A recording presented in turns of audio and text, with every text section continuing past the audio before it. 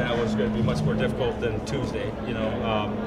So actually, in a lot of ways, a lot of those things that happened to us today were very good, because you're trying to build this time of year, and the mistakes we made and being down 1-0 and not really finishing it off the way we wanted to at the end of the game. Those are all good lessons, because if we want to go where we want to go, we're going to have to tighten those things up.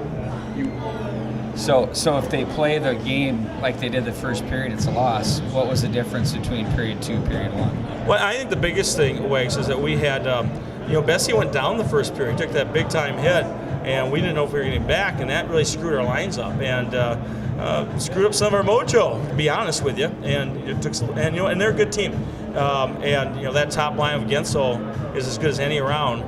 So I mean.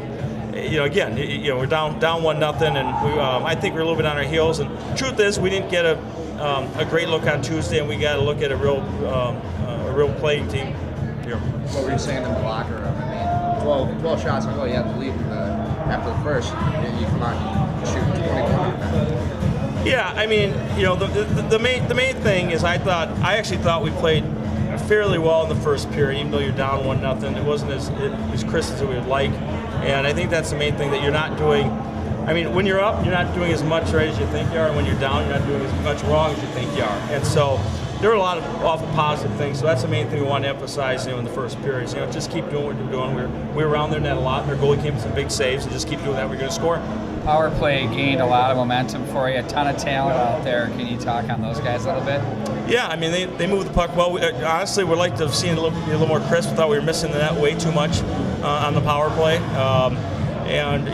Honestly, even when we had the power play at the end of the game, we felt we wanted to put in the back of their net, not almost get a shorthanded goal. And so, they have a ton of skill. They move it well. They're doing things you can't necessarily teach, but they also need to be a little bit more mature about some things too. Two guys stood out as really unsung stars in this game: Patrick Graham and Jake Oborski.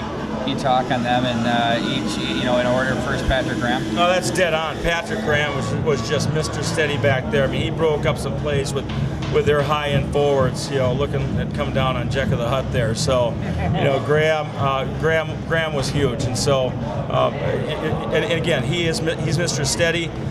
He's not flashy. He's not as marquee as some of those high-end sophomores that we have. But boy, I'll tell you, if we're going to get to St. Paul, Patrick Graham's would be a big reason why.